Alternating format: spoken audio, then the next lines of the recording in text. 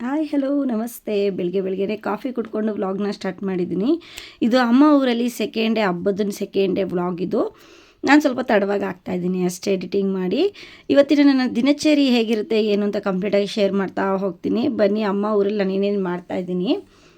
ಇವತ್ತು ಬಂದು ನಾವು ನಾನ್ ವೆಜ್ ಮಾಡ್ತೀವಿ. ಒಂದು ದಿವಸ ಮಂಗಳವಾರ ಬಂದು ವೆಜ್ ಮಾಡಿಕೊಂಡ್ರೆ ಮಂಗಳವಾರ ಬಂದು ನಾನ್ ವೆಜ್ ಮಾಡ್ಕೊತೀವಿ. ಹೊಸ್ತಡ್ಕೊ ಅಂತಾರಲ್ಲ ಆ ರೀತಿ. ಇದು ನಮ್ಮ ಹಳ್ಳೀಲಿ ನಮ್ಮ ಎಲ್ಲ ಕಡೆಯೂ ಕೂಡ ಇದೇ ರೀತಿ ಇರುತ್ತೆ ಅಲ್ವಾ. ನಾನು ಇಬ್ಬರು ಸೇರಿಕೊಂಡು ಬುಧವಾರ ನಾನ್ ವೆಜ್ ಪ್ರಿಪೇರ್ ಮಾಡ್ತಾಯಿದ್ದೀವಿ. ಇದಕ್ಕೆ ನೋಡಿ ಕಬಾಬ್ ಪೌಡ್ರು, ಕಾರ್ನ್ಫ್ಲವರು, ಅರಿಶಿನ ಪುಡಿ, ಮೆಣಸು, ಖಾರದ ಪುಡಿ ಎಲ್ಲನೂ ಮಿಕ್ಸ್ ಮಾಡಿಕೊಂಡು ಇದನ್ನು ಪ್ರಿಪೇರ್ ಮಾಡ್ಕೊತಾ ಇದ್ದೀನಿ. ಇದೆಲ್ಲ ತೇಜು ಮಸಾಲ ಕಬಾಬ್ ಪೌಡರ್ನ ಯೂಸ್ ಮಾಡ್ತಾಯಿದ್ದೀನಿ. ತುಂಬ ಚೆನ್ನಾಗಿರುತ್ತೆ ತೇಜು ಮಸಾಲ ಪೌಡರ್. ಹಾಗಾಗಿ ನಮ್ಮ ಮನೇಲಿ ಎಲ್ಲದಕ್ಕೂ ಕೂಡ ತೇಜು ಮಸಾಲ ಪೌಡರ್ನೇ ಯೂಸ್ ಮಾಡೋದು. ಮಟನ್ ಆ್ಯಂಡ್ ಚಿಕನ್, ಕಬಾಬ್ ಎಲ್ಲನೂ ಕೂಡ ತೇಜು ಯೂಸ್ ಮಾಡ್ತೀವಿ. ತುಂಬಾ ಚೆನ್ನಾಗಿರುತ್ತೆ. ಹಾಗಾಗಿ ಇನ್ನು ಚೆನ್ನಾಗಿ ಕೈಯಲ್ಲಿ ನಾನೇ ಮಿಕ್ಸ್ ಮಾಡ್ತಾಯಿದ್ದೀನಿ. ನಾನು ಬಂದು ಕಬಾಬ್ ಮಾಡ್ಕೊತಾ ಇದ್ದೀನಿ. ಅಮ್ಮ ಬಂದು ಇಲ್ಲಿ ಮಟನ್ಗೆ ಮಸಾಲ ರೆಡಿ ಮಾಡ್ಕೊತಾ ಇದ್ದಾರೆ. ಇನ್ನು ಚೆನ್ನಾಗಿ ಇದು ನಾದ್ಕೊತಾ ಇದ್ದೀನಿ. ನೋಡಿ, ಇದು ಗುಡ್ಡೆ ಮಾಂಸ ಅಂತಾರಲ್ಲ, ಹಳ್ಳಿ ಕಡೆ ಮರಿನ ಹೊಡಿತಾರೆ. ಹೊಸ್ತಾಡ್ಕೋ ಟೈಮಲ್ಲಿ ಊರಬ್ಬ ಮುಗಿದ್ಮೇಲೆ ನಮಗೆ ಮರಿನ ಕಡಿದು ಗುಡ್ಡೆ ಮಾಂಸ 1 kg ರೀತಿ ಎತ್ತಿಟ್ಟಿರ್ತಾರೆ. ಇದರಲ್ಲಿ ತಲೆ, ಕಾಲು, ಬೋಟಿ ಎಲ್ಲನೂ ಕೂಡ ಮಿಕ್ಸ್ ಆಗಿರುತ್ತೆ. ಅಂಥ ಮಟನು 1-2 kg ತರಿಸ್ಕೊಂಡಿದ್ದೀವಿ. ಅಂದರೆ 2 ಗುಡ್ಡೆ ತಂದು ಇಟ್ಟಿದ್ದಾರೆ ಅಮ್ಮ. ಬೆಳಿಗ್ಗೆನೇ 5 ಗಂಟೆಗೆ ಹೋಗಿದ್ದಾರೆ. ಇನ್ನು ನಾನು ಕಬಾಬ್ ನೆನೆಸಿ ಫ್ರಿಜ್ಜಲ್ಲಿ ಎತ್ತಿಟ್ಟೆ ಚೆನ್ನಾಗಿ ಕಲಸಿ. ಇದು 5 ಗಂಟೆಗೆ ಹೋಗಿ ಕಾಯ್ದು ಎಲ್ಲನೂ ಕ್ಲೀನ್ ಮಾಡ್ತಾರಲ್ಲ, ನಮ್ಮ ಕಣ್ಮುಂದೆ ಚೆನ್ನಾಗಿ ಕ್ಲೀನ್ ಮಾಡಿ ಗುಡ್ಡೆಗಳನ್ನ ಅರೇಂಜ್ ಮಾಡ್ತಾರೆ. ನಮ್ಗೆ ಯಾವ ಗುಡ್ಡೆ ಬೇಕೋ ಆ ಗುಡ್ಡೆನ ಎತ್ಕೋಬೋದು. ತುಂಬ ಟೇಸ್ಟಿಯಾಗಿರುತ್ತೆ. ಚೆನ್ನಾಗಿ ಅಲ್ಲೇ ಸುಟ್ಟಿ ಮಾಡಿ ಕೊಡ್ತಾರಲ್ಲ, ಈ ಥರ ಗುಡ್ಡೆ ಮಾಂಸನ ನಾವು ಸಾಂಬಾರಲ್ಲಿ ಯೂಸ್ ಮಾಡಿದ್ರೆ ತುಂಬ ಚೆನ್ನಾಗಿ ಸಾಂಬಾರಾಗುತ್ತೆ. ಇನ್ನು ನೋಡಿ, ಇದಕ್ಕೆ ಬಂದು ನಾನು ಸ್ವಲ್ಪ ಅರಿಶಿನ ಪುಡಿ, ಉಪ್ಪನ್ನ ಸೇರಿಸ್ಕೊಂಡು ಚೆನ್ನಾಗಿ ಬೇಯಿಸ್ಕೊತಾ ಇದ್ದೀನಿ ಮಟನ್ನು. ಎಷ್ಟು ಎಳೆ ಮಟನ್ ಅಂದರೆ ತುಂಬ ಟೇಸ್ಟಿಯಾಗಿರುತ್ತೆ. ಈ ಥರ ನಿಮ್ಮ ಹಳ್ಳಿ ಕಡೆನೂ ಗುಡ್ಡೆ ಮಾಂಸ ಸಿಗುತ್ತಾ ಅಂತ ಕಮೆಂಟ್ ಮುಖಾಂತರ ತಿಳಿಸಿ. ಪ್ರತಿ ವರ್ಷ ನಾನು ಯುಗಾದಿ ಹಬ್ಬದಲ್ಲಾಗಿರ್ಬೋದು, ಊರ ಹಬ್ಬ ಆಗಿರ್ಬೋದು, ನಮ್ಮ ಕಡೆ ಎಲ್ಲ ಹೊಸ್ತಡ್ಕು ಇದ್ದರೆ ಊರಲ್ಲೇ ಮರಿನ ಹೊಡಿತಾರೆ. ಊರಲ್ಲೇ ಮರಿ ಹೊಡೆದಿದ ತಕ್ಷಣ ಯಾರ್ಯಾರು ಬೇಕು ಗುಡ್ಡೆ ಮಾಂಸ ಅಂತ ಮುಂಚೆನೇ ಹೇಳಿಟ್ರೆ ಬೆಳಗಿನ ಜಾವ 5:30-6 ಗಂಟೆಗೆ ನಮಗೆ ಮಾಂಸ ಸಿಗುವಂಥದ್ದು. ಇನ್ನು ನಮ್ಮಮ್ಮ ಹೋಗಿ ಮಟನ್ ತಂದಿದ್ರು. ಇನ್ನು ಮಟನ್ ಮಸಾಲನ ಹುರ್ಕೊತಾ ಇದ್ರು. ಚೆನ್ನಾಗಿ ಪುದೀನ, ಕೊತ್ತಂಬರಿ ಎಲ್ಲನೂ ಹಾಕ್ಕೊಂಡು ಚೆನ್ನಾಗಿ ಹುರ್ಕೊತಾ ಇದ್ದೀವಿ. ಸ್ವಲ್ಪ ಮೆಣಸು ಪುಡಿ ಹಾಕಿನೂ ಹುರಿತಾ ಇದ್ದೀವಿ ಮುಂಚೆನೇ.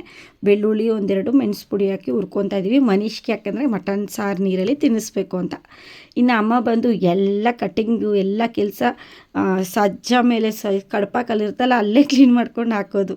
ಅಂದರೆ ಈರುಳ್ಳಿ ಆಗಿರ್ಬೋದು ಅದೆಲ್ಲ. ನಾನು ಬಂದು ಎಲ್ಲನೂ ಚಾಪರ್ ಇಟ್ಕೊಂಡು, ಒಂದು ಮಣೆನ ಇಟ್ಕೊಂಡು, ಒಂದು ಕಬ್ಬಿಣದ್ದು ಇದಿರುತ್ತಲ್ಲ ಅದನ್ನು ಕಟ್ ಮಾಡೋದನ್ನ ಇಟ್ಕೊಂಡು ಕಟ್ ಮಾಡ್ತೀನಿ. ನಮ್ಮಮ್ಮ ಆ ರೀತಿ ಎಲ್ಲ ಎಲ್ಲನೂ ಅಲ್ಲೇ ಕಟ್ ಮಾಡ್ತಾರೆ. ಅಲ್ಲೇ ಸೆಲ್ಫ್ನ ಕ್ಲೀನ್ ಮಾಡಿಕೊಂಡು ಚೆನ್ನಾಗಿ ಕ್ಲೀನಾಗಿ ಕಟ್ ಮಾಡೋವಂಥದ್ದು.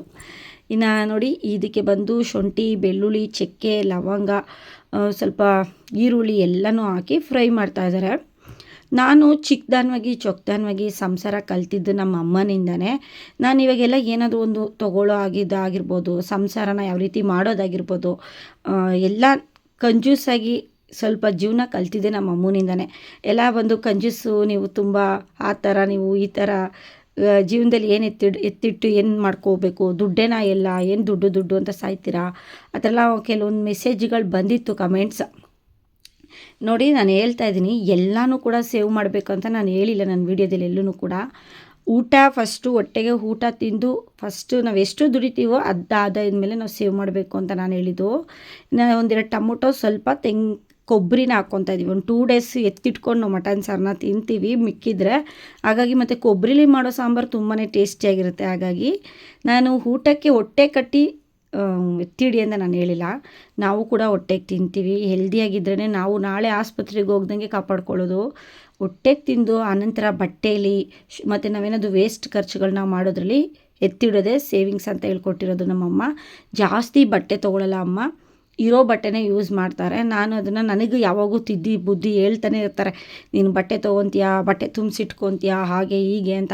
ನಾನು ನಮ್ಮಮ್ಮಂಗೆ ಹೇಳ್ತೀನಿ, ಮುಂಚೆ ಎಲ್ಲ ಜಾಸ್ತಿ ಬಟ್ಟೆಗಳನ್ನ ತೊಗೊತಿದ್ದೆ. ಈಗೆಲ್ಲ 2,000 ರೂಪಾಯಿ ಒಂದು ಡ್ರೆಸ್ನ ತೊಗೊಂಡೆ, ಆ 2,000 ರೂಪಾಯಿಗೆ 3 ಜೊತೆ ತೊಗೊತಾ ಇದ್ದೀನಮ್ಮ ಅಂತ ನಾನು ಹೇಳೋವಂಥದ್ದು. ಜೀವನದಲ್ಲಿ ಎಲ್ಲನೂ ಕಲ್ತಿದ್ದೀನಿ, ತುಂಬಾ ತಿಳ್ಕೊಂಡಿದ್ದೀನಿ ಅಂದರೆ ಅದೆಲ್ಲ ಅಮ್ಮನಿಂದನೇ ಸಾಧ್ಯ. ಹೆಣ್ಮಕ್ಳಿಗೆ ಬಾಯಿ ಜಾಸ್ತಿ ಹಾಗೆ ಹೀಗೆ ಅಂತೆಲ್ಲ ಹೇಳ್ತಾರೆ. ಹೆಣ್ಮಕ್ಳಿಗೆ ಬಾಯಿ ಇಲ್ಲ ಅಂದರೆ ಅಷ್ಟೇ, ನಮ್ಮನ್ನ ಮೇಯಿಸ್ಬಿಡ್ತಾರೆ. ನಾವು ಬಾಯಿ ಆಡಿದ್ರೇ ಸಂಸಾರ ನಡೆಯೋಕ್ಕಾಗೋದು. ಇಬ್ಬರು ಅಂಡರ್ಸ್ಟ್ಯಾಂಡಿಂಗ್ ಇರಬೇಕು ಗಂಡ ಹೆಂಡ್ತಿಗೆ. ನಾವು ಇಬ್ಬರು ಕೇಳಿ ತಿಳ್ಕೊಂಡು ಇಬ್ಬರು ಸರಿಸಮಾನವಾಗಿ ಜೀವನ ನಡೆಸ್ಬೇಕಲ್ವಾ. ಹಾಗಾಗಿ ನಾನೆಲ್ಲ ನಮ್ಮ ಅಮ್ಮನಿಂದನೇ ಕಲ್ತಿರೋ ಅಂಥದ್ದು. ಅಡುಗೆ ಆಗಿರ್ಬೋದು, ಜೀವನ ಶೈಲಿ ಆಗಿರ್ಬೋದು. ಒಂದು ಸಾರಿ ಮಂತ್ಲಿ ಒಂದು ಸಾರಿ ರೇಷನ್ನ ತಂದು ಇಟ್ಕೊಳ್ಳೋ ಅಂಥದ್ದು. ವಾರಕ್ಕೊಂದು ಸಾರಿ ತರಕಾರಿ ತರಿಸಿ ಫ್ರಿಜ್ಜಲ್ಲಿ ಸ್ಟೋರ್ ಮಾಡಿ ಇಟ್ಕೊಳ್ಳೋದು. ದವಸ ಧಾನ್ಯ ಯಾವಾಗೂ ತುಂಬಿ ಇಟ್ಕೊಂಡು ಯಾವಾಗೂ ಜೀವನ ಮಾಡೋವಂಥದ್ದು. ಆಗೋಗಿ ಬೇಳೆ ತಂದು ಆಗೋಗಿ ಅಕ್ಕಿ ತಂದು ಮಾಡೋವಂಥ ಸಂಸಾರ ನಾವು ನೋಡಿದ್ದೀವಿ. ತುಂಬ ಕಷ್ಟದಲ್ಲಿರ್ತಾರೆ. ಮನೆಯಲ್ಲಿ ಯಾವಾಗೂ ತುಂಬ್ದಂಗೆ ಇರಬೇಕು ರೇಷನ್ ಅಂತ ನಮ್ಮಮ್ಮ ಯಾವಾಗೂ ಹೇಳ್ತಾ ಇರ್ತಾರೆ. ಮನೆ ಕ್ಲೀನಾಗಿರಬೇಕು, ರೇಷನ್ ತುಂಬ್ದಂಗೆ ಇರಬೇಕು ಅಂತ ಯಾವಾಗೂ ಹೇಳ್ತಾರೆ. ಇದನ್ನು ಮಾತ್ರ ನಾನು ಕೂಡ ಪಾಲಿಸ್ತಾ ಇದ್ದೀನಿ. ನಮ್ಮ ಅಮ್ಮ ಹತ್ರನೇ ಕಲ್ತಿರೋವಂಥದ್ದು. ಇನ್ನು ಮಟನ್ ಬೆಂದಿದೆ, ತುಂಬ ಚೆನ್ನಾಗಿ ಬೆಂದಿದೆ. ಬೋಟಿ ಇದೆಲ್ಲನೂ ತಲೆ ಮಾಂಸ ಎಲ್ಲ ಮಿಕ್ಸ್ ಮಾಡಿರ್ತಾರಲ್ಲ, ಹಾಗಾಗಿ ತುಂಬ ಟೇಸ್ಟಿಯಾಗಿರುತ್ತೆ ಸಾಂಬಾರು. ಇನ್ನು ಮನೀಶ್ ಕುಳ್ಳಿ ಏನು ಮಾಡ್ತಾವನೆ ನೋಡಿ, ಅವ್ನು ನನ್ನ ಹತ್ರ ಬರ್ತಾನೆ ಇಲ್ಲ. ಊರಿಗೆ ಬಂದಾಗಿಂದ ಅವನದೇ ಒಂದು ಲೋಕ ಆಗ್ಬಿಟ್ಟಿದೆ. ಎಲ್ಲೆಲ್ಲೋ ಆಟ ಆಡ್ಕೊಂಡು ಏನೇನೋ ಮಾಡ್ತಾಯಿದ್ದಾನೆ. ಇನ್ನು ಫ್ರಿಜ್ಜಲ್ಲಿ ಜ್ಯೂಸ್ ತೊಗೊಬಂದು ಅವನೇ ಕುಡಿತಾನೆ. ಫ್ರಿಜ್ ಓಪನ್ ಮಾಡಿದ ತಕ್ಷಣ ಇನ್ನು ಜ್ಯೂಸ್ ಎತ್ತಾ ಇರೋದು ನೋಡಿ, ಅವನೇ ಕುಡಿಯೋದಂತೆ ಹಿಂಗೆ ಎತ್ತಿ.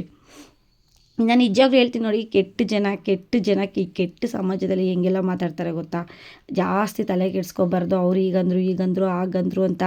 ನಮ್ಮ ಲೈಫಲ್ಲಿ ನಾವು ಸರಿಯಾಗಿದ್ದೀವ ಆ ರೀತಿ ಹೋಗ್ತಾ ಇರಬೇಕು.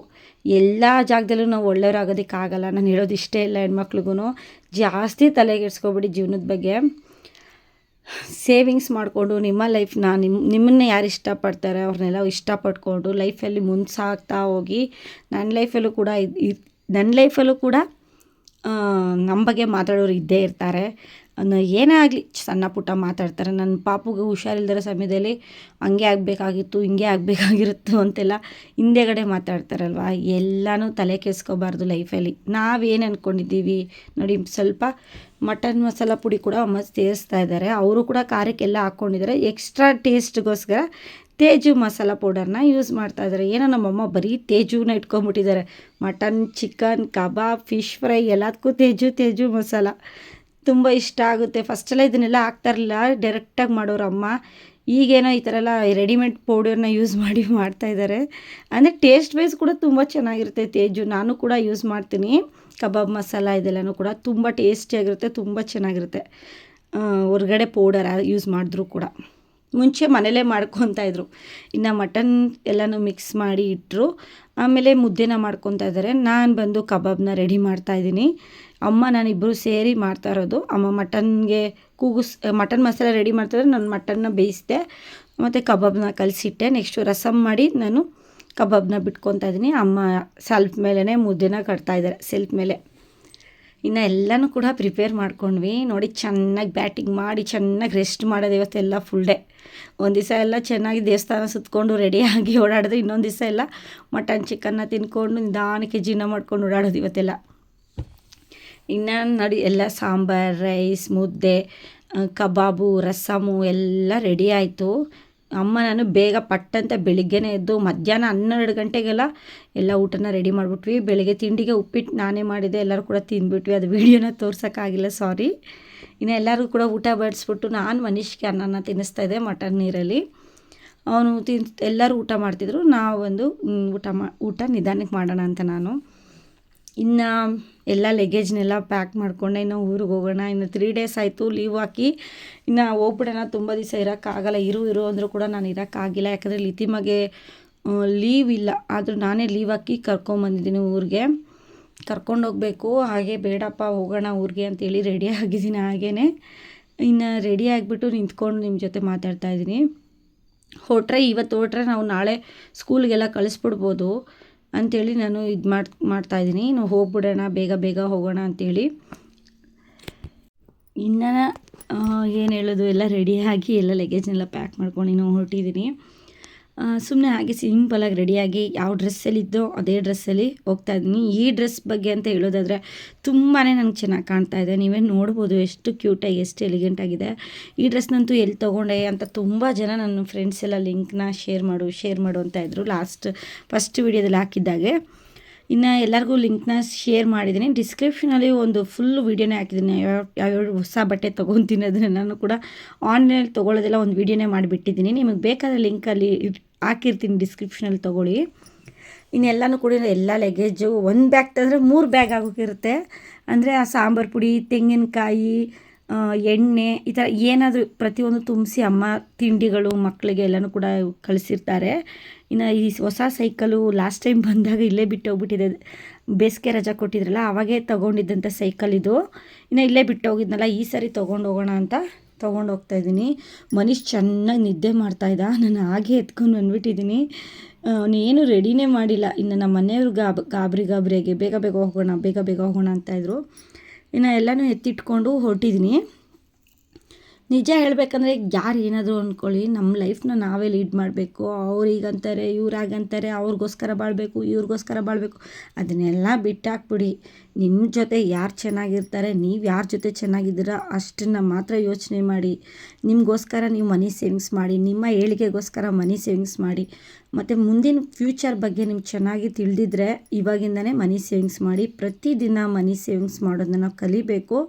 ನಾವು ಪ್ರತಿದಿನ ಹೇಗೆ ಊಟ ಮಾಡ್ತೀವೋ, ಹೇಗೆ ಉಸಿರಾಡ್ತೀವೋ ಅದೇ ರೀತಿ ನಾವು ಮನಿ ಸೇವಿಂಗ್ಸ್ ಮಾಡ್ತಾ ಇರಬೇಕು. ನಮ್ಮ ಜೀವನ ಚೆನ್ನಾಗಿರಬೇಕು ಅಂದರೆ ಫಸ್ಟು ಸೇವಿಂಗ್ಸ್ ಮಾಡಿ, ಆಮೇಲೆ ಖರ್ಚು ಮಾಡಿ. ಊಟ ಆಗಲಿ, ಬಟ್ಟೆ ಆಗಿರ್ಬೋದು, ಎಕ್ಸ್ಟ್ರಾ ಎಲ್ಲ ಫಸ್ಟೇ ಬಂದು ಆಮೇಲೆ ಸೇವ್ ಮಾಡ್ತೀನಿ ಬಿಡು, ಫಸ್ಟೇ ಊಟಕ್ಕೆಲ್ಲ ಖರ್ಚು ಮಾಡೋದು, ಹೊಸ ಬಟ್ಟೆ ತೊಗೊಳ್ಳೋದು, ಹೊರಗಡೆ ಹೋಗಿ ಸುತ್ತೋದು, ಈ ಥರ ಎಲ್ಲ ಮಾಡಿ ಆಮೇಲೆ ಸೇವ್ ಮಾಡ್ತೀನಿ ನಾನು ಸುಳ್ಳು. ಫಸ್ಟೇ ಸೇವಿಂಗ್ಸ್ ಮಾಡಬೇಕು. ಇನ್ನು ಇವತ್ತು ಬಂದು ನಮ್ಮ ಮನೇಲಿ ವಾಷಿಂಗ್ ಮಿಷಿನ್ ತೊಗೊಬರೋಣ ಅಂತೇಳಿ ಮನೀಶ್ ಬಂದಿದ್ದ ತಕ್ಷಣ ಸ್ವಲ್ಪ ಸ್ನಾನ ಮಾಡಿಸಿ ರೆಡಿ ಮಾಡಿ ವಾಷಿಂಗ್ ಮಿಷಿನ್ ತೊಗೊಬರೋಣ ಅಂತೇಳಿ ಹೋಗ್ತಾಯಿದ್ದೀನಿ. ಇದು ಗಿರಿಯಾಸಲ್ಲಿ ವಾಷಿಂಗ್ ಮಿಷಿನು ತೊಗೊಂಡಿರೋ ಅಂಥದ್ದು. ವಾಷಿಂಗ್ ಮಿಷಿನ್ ಕಂಪ್ಲೀಟಾಗಿ ನಿಮಗೆ ತೋರಿಸ್ತೀನಿ ಯಾವ್ದು ತೊಗೊಂಡಿದ್ದೀನಿ ಏನು ಅಂತೆಲ್ಲ. ಇನ್ನು ಗಿರಿಯಾಸಲ್ಲಿ last top load washing machine ಇಲ್ಲೇ ತೊಗೊಂಡೋಗಿರೋ ಅಂಥದ್ದು. ಹಾಗಾಗಿ ಇಲ್ಲಿಂದನೇ ನಾನು ಪರ್ಚೇಸ್ ಮಾಡ್ತಾಯಿದ್ದೀನಿ ತಿರ್ಗಾ ಮತ್ತೆ ವಾಷಿಂಗ್ ಮಿಷಿನ. ನಮಗೆ ಬಂದು ಫ್ರಂಟ್ ಲೋಡ್ ತೊಗೊಳ್ಳೋಣ ಅಂಥೇಳಿ ಈ ಸಾರಿ ಫ್ರಂಟ್ ಲೋಡ್ನ ಹುಡುಕ್ತಾ ಇದ್ವಿ. LG ಫಸ್ಟ್ ಹೋಗಿದ ತಕ್ಷಣ ನಾವು LG ಫ್ಯೂಚರ್ಸ್ನ ಅದ್ರ ಬಗ್ಗೆ ಏನೇನಿದೆ, ಯಾವ ರೀತಿ ವಾಷಿಂಗ್ ಮಿಷಿನು, ಪ್ರತಿಯೊಂದೂ ಟಬ್ ಆಗಿರ್ಬೋದು, ಡೋರ್ಸ್ ಆಗಿರ್ಬೋದು, ಯಾವ ಬ್ರ್ಯಾಂಡಲ್ಲಿ ಯಾವ ಕಂಪ್ನಿಲಿ ಯಾವ್ದು ಚೆನ್ನಾಗಿದೆ, ನಮ್ಮ ಬಜೆಟ್ ಎಷ್ಟಿದೆ ಅಂದೆ ನಾನು ಕೂಡ ನೋಡ್ಕೊತಾ ಇದ್ದೆ. ಫಸ್ಟು ಬಜೆಟ್ ನೋಡಿ ಆಮೇಲೆ ವಾಷಿಂಗ್ ಮಿಷಿನ್ ನೋಡೋದು, ವಾಷಿಂಗ್ ಮಿಷಿನ್ ನೋಡಿ ಆಮೇಲೆ ಬಜೆಟ್ ನೋಡೋದು, ಈ ಥರ ನೋಡ್ತಾ ಇದ್ವಿ. ನಮ್ಮ ಹತ್ರ ಎಷ್ಟಿದೆಯೋ ಅಷ್ಟು EMI ಎಲ್ಲ ಹಾಕ್ಸ್ಕೊಳ್ಳಿಲ್ಲ ನಾವು. ನಮ್ಮ ಹತ್ರ ಎಷ್ಟು ಅಮೌಂಟ್ ಇದೆ ಈ ಪ್ರೈಸಲ್ಲಿ ಇಷ್ಟರಲ್ಲಿ ನೋಡಿ ಅಂತ ಹೇಳ್ತಾ ಇದ್ವಿ. ಬನ್ನಿ ಸರ್ ನಿಮಗೆ ತೋರಿಸ್ತೀನಿ ಅಂತ ಚೆನ್ನಾಗಿ ತೋರಿಸ್ತಾಯಿದ್ರು. ಇನ್ನೆಲ್ಲ ಹೊಸ ಫ್ರಿಜ್ಜು, ವಾಷಿಂಗ್ ಮಿಷಿನು ಎಲ್ಲನೂ ಕೂಡ ತೋರಿಸ್ತಾಯಿದ್ರು. ಗಿರಿಯಾಸಲ್ಲೇ ನಾನು ಲಾಸ್ಟ್ ವಾಷಿಂಗ್ ಮಿಷಿನ್ ತೊಗೊಂಡೋಗಿ ಒಂದು 8.5 ಇಯರ್ವರೆಗೂ ನಾನು ವಾಷಿಂಗ್ ಮಿಷಿನ ಯೂಸ್ ಮಾಡಿದ್ದೀನಿ. ಲಿತಿಮಗೆ 5 ಮಂತ್ಸಲ್ಲಿ ನಾನು ವಾಷಿಂಗ್ ಮಿಷಿನ್ ತೊಗೊಂಡಿದ್ದು. ನನಗೆ ವಾಶ್ ಮಾಡೋಕ್ಕಾಗಲ್ಲ ಪಾಪು ನೋಡಿಕೊಂಡು ಅಂತೇಳಿ ನಾನೇ ಒಂದು ವಾಷಿಂಗ್ ಮಿಷಿನ ಬೈ ಮಾಡಿದ್ದು. ಆ ಮಿಷಿನ್ ಬಂದು ಇವಾಗ ಲಿತಿಮಗೆ 9 ಇಯರ್ ಆಗಿದೆ, ಒಂದು 8 ಇಯರ್ ಆಗಿದೆ ಅನಿಸುತ್ತೆ. ಅಂದರೆ 8-8.5 ವರ್ಷ ನಂದು ಹಳೆ ಮಿಷಿನ್ ಆಗಿದೆ. ಈಗ ಹೊಸ ಮಿಷಿನ ತೊಗೊಳ್ಳೋಣ ಅಂತ ಹೋಗ್ತಾಯಿದ್ದೀನಿ. ವಾಲ್ಫುಲಲ್ಲಿ ನೋಡ್ತಾಯಿದ್ದೀನಿ, IFB ನೋಡಿದೆ, LG ನೋಡಿದೆ. ಅದರಲ್ಲಿ ನಮಗೆ ನಮ್ಮ ರೇಟಿಗೆ ತಕ್ಕನಾಗೆ ನಮಗೆ ಚೆನ್ನಾಗಿರುವಂಥದ್ದು ಒಂದು ಬ್ಯೂಟಿಫುಲ್ ಆಗಿರುವಂಥ ಒಂದು ವಾಷಿಂಗ್ ಮಿಷಿನ್ ತೋರಿಸಿದ್ರು. ಅದನ್ನು ನಾವು ಆರ್ಡ್ರ್ ಮಾಡಿ ಬಂದ್ವಿ, ಚೆನ್ನಾಗಿದೆ ಅಂಥೇಳಿ. ಯಾವ್ದು ತೊಗೊಂಡ್ವಿ ಏನು ಅಂತ ತೋರಿಸ್ತಾ ಹೋಗ್ತೀನಿ. ಇನ್ನು ವಾಷಿಂಗ್ ಮಿಷಿನ್ ನಮಗೆ ಬೇಕೇ ಬೇಕು. ಈಗಂತೂ ಜನ್ರೇಷನಲ್ಲಿ ಹ್ಯಾಂಡ್ ವಾಶ್ ಮಾಡ್ಕೊಂಡು ಕೂತ್ಕೊಳ್ಳೋಷ್ಟು ಟೈಮ್ ಯಾರಿಗೂ ಇಲ್ಲ, ನನಗೂ ಕೂಡ ಇಲ್ಲವೇ ಇಲ್ಲ. 2 ಮಕ್ಕಳನ್ನ ಸುಧಾರಿಸಿ ಮನೆ ಕೆಲಸ, ಅಡುಗೆ ಎಷ್ಟು ಬೇಗ ಟೈಮ್ ಹೋಗುತ್ತಂತ ನನಗೆ ಗೊತ್ತಾಗಲ್ಲ, ಅಷ್ಟು ಬೇಗ ಹೋಗುತ್ತೆ. ಇನ್ನು ವಾಷಿಂಗ್ ಮಿಷಿನ್ ಆರ್ಡ್ರ್ ಮಾಡಿ ಬಂದ್ವಿ. ಇನ್ನು ವಾಷಿಂಗ್ ಮಿಷಿನ್ ತಂದು ಫಿಟ್ ಮಾಡಿ ಅದ್ರ ಬಗ್ಗೆ ಎಲ್ಲ ಎಕ್ಸ್ಪ್ಲೇನ್ ಮಾಡ್ತಾಯಿದ್ರು. ಕಂಪನಿ ಯಾವ ರೀತಿ ಯೂಸ್ ಮಾಡೋ ಅಂಥದ್ದು, ವಾಷಿಂಗ್ ಮಿಷಿನು ಯಾವುದು ಏನು ಅಂತೆಲ್ಲ. ಇನ್ನು ನನ್ನದು ಕಂಪ್ಲೀಟಾಗಿ ಅವರು ಹೇಳಿರೋ ಅಂಥದ್ದನ್ನೆಲ್ಲನೂ ಕೂಡ ವೀಡಿಯೋ ಮಾಡ್ಕೊಂಡಿದ್ದೆ. ನಾನು ಪೂಜೆ ಮಾಡೋದು ವೀಡಿಯೋ ಮಾಡಿದ್ದೆ, ಬಟ್ ಆದರೆ ಅದು ವೀಡಿಯೋನೇ ಸರಿಯಾಗಿ ಶೂಟ್ ಆಗಿಲ್ಲ. ಹಾಗಾಗಿ ವಾಷಿಂಗ್ ಮಿಷಿನೇ ನನ್ನ ಜೊತೆ ಶೇರ್ ಮಾಡ್ತಾಯಿದ್ದೀನಿ. ನೋಡಿ ಈ ರೀತಿ ಇದೆ ನಂದು ಹೊಸ ವಾಷಿಂಗ್ ಮಿಷಿನ್. ಒಂದು ಸಾರಿ ವಾಶ್ ಮಾಡಿದ್ದೀನಿ ಆಲ್ರೆಡಿ. ನೆಕ್ಸ್ಟ್ ಈಗ ನನ್ನ ಹಸ್ಬೆಂಡ್ದು ವಾಶ್ ಮಾಡೋಣ ಅಂತೇಳಿ ತೊಗೊಂಡು ಹಾಕಿ ತುಂಬಿಸಿಟ್ಟಿದ್ದೀನಿ. ನಾನು ವಾಷಿಂಗ್ ಮಿಷಿನ್ ನಿಮಗೆ ಕಂಪ್ಲೀಟಾಗಿ ತೋರಿಸಿದ್ದೀನಿ. ಇವತ್ತಿನ ವ್ಲಾಗು ತುಂಬ ಲೆಂತ್ ಆಗಿಬಿಡುತ್ತೆ, ಹಾಗಾಗಿ ನಾನು ನೆಕ್ಸ್ಟ್ ವೀಡಿಯೋದಲ್ಲಿ ಮತ್ತೆ ಕಂಟಿನ್ಯೂ ಮಾಡ್ತೀನಿ. ಎಲ್ಲರಿಗೂ ಟೇಕ್ ಕೇರ್, ಬಾಯ್.